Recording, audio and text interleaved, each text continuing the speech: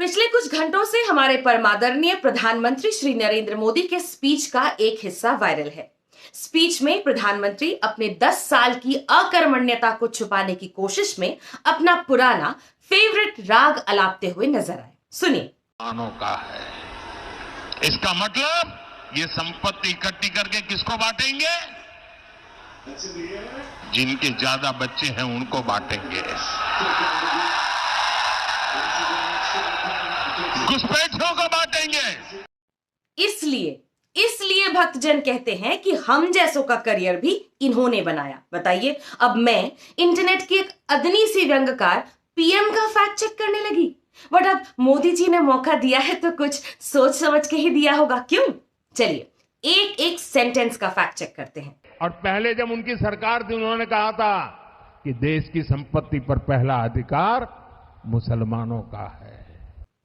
Doctorate की degree तो नहीं है इनके पास, इसलिए तसल्ली के लिए वीडियो और स्पीच ही डॉक्टर करते रहते हैं। क्या पूर्व प्रधानमंत्री मनमोहन सिंह ने ऐसा कहा था? जवाब है नहीं।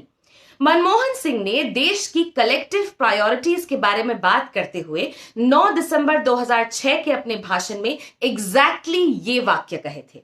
आई believe our collective priorities are clear: agriculture, irrigation and water resources, health, education, critical investment in rural infrastructure, and the essential public investment needs of general infrastructure, along with programs for the upliftment of SC/STs, other backward classes, minorities, and women and children. The component plans for scheduled castes and scheduled tribes will need to be revitalized. We will have to devise innovative plans to ensure that minorities, particularly Muslim minority, are empowered to share equitably in the fruits of development. They must have the first claims on resources. The center has myriad other responsibilities whose demands will have to be fitted within the overall resource availability. अब school में हिंदी की कक्षा में सप्रसंग व्याख्या लिखने की practice किए होते तो समझ आता कि प्रसंग क्या होता है, संदर्भ क्या होता है।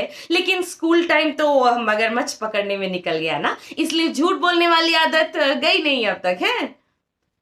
आगे बढ़ते हैं, अगला फैक्ट चेक। इसका मतलब ये संपत्ति इकट्ठी करके किसको बांटेंगे? संपत्ति इकट्ठी करके बांटेंगे? What? अच्छा, अब मैंने तो कांग्रेस का न्याय पत्र पढ़ा है, मुझे तो कहीं याद नहीं कि ऐसा लिखा है। लेकिन अब मोदी जी कह रहे हैं और मोदी जी ने कहा है तो कुछ सोच समझ के ही कहा होगा। तो मैंने फटाफट गूगल से फिर से न्याय पत्र डाउनलोड किया और सबसे पहले कंट्रोल F दबाकर रीडिस्ट्रीब्यूशन टाइप किया। कुछ नहीं आया। सोचा डिस्ट्रीब्यूशन टाइप कर लेती हूं, तो 2 हिट्स आए। पहला ये जिसमें कहीं वेल्थ बांटने की बात तो नहीं है, और दूसरा ये This is the point 7 of their equity section that talks about steps to address the socio-economic inequities in India. Nowhere in this point, nor in the entire Congress manifesto, do we have any proposal to redistribute wealth, and that too private wealth, as Narendra Modi is very clearly screaming about. इसका मतलब ये संपत्ति इकट्ठी करके किसको बांटेंगे?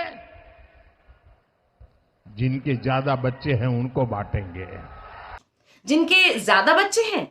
इस वाक्य में कवि श्री मोदी मुसलमानों की तरफ इशारा करके कहना चाहते हैं कि उनके ज्यादा बच्चे होते हैं। But national family and health survey 5 for the period of 2019 to 21 के अनुसार मुसलमान कम्युनिटी की फर्टिलिटी रेट यानी चिल्ड्रन पर वुमेन भारत का पिछले 2 दशक में फास्टेस्ट डिक्लाइनिंग फर्टिलिटी रेट है। 1992 में जो चिल्ड्रन पर वुमेन रेट मुस्लिम कम्युनिटी का 4.4 था, वो 2021 में 2.4 है। जो हिंदू कम्युनिटी की फर्टिलिटी रेट 1.9 से मात्र 0.5% ज्यादा है। फिर क्या पीएम का ये अखंड स्टीरियोटिपिकल क्लेम कि मुसलमान के ज्यादा बच्चे होते हैं जायज है? जवाब है नहीं। ये कांग्रेस का मैनिफेस्टो कह रहा है कि वो माताओं बहनों का सोने का हिसाब करेंगे, उसकी जड़ती करेंगे, जानकारी लेंगे और फिर उस संपत्ति को बांट देंगे। क्या कांग्रेस का मैनिफेस्टो ऐसा कहता है? LOL, नहीं, भरोसा नहीं है। फिर से कंट्रोल F कर लेते हैं। Any mention of gold? No. Anything about mangalsutra? No. तो क्या ये सब बकवास है? हाँ, yes. Every single thing this man said in this viral clip is a falsehood. झूठ है, जुमला है। Every single thing is an indication of what he does best: polarize, divide, and rule. Every single thing is a proof that he has absolutely nothing to show for his 10 years. आज भी चुनाव जीतने के लिए इनको और इनकी party को मुसलमानों का सहारा चाहिए। तो भूलिएगा नहीं, इस बार नो वोट टू बीजेपी।